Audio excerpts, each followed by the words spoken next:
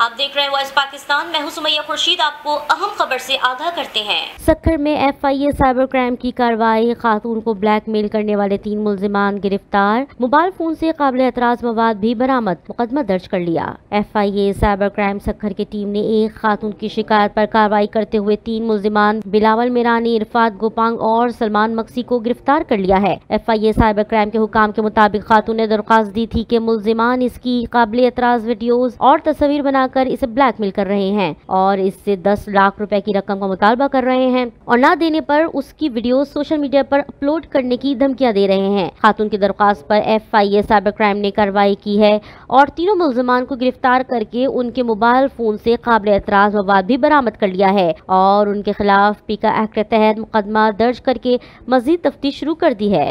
मजीद खबरें देखने के लिए देखते रहें वॉइस पाकिस्तान।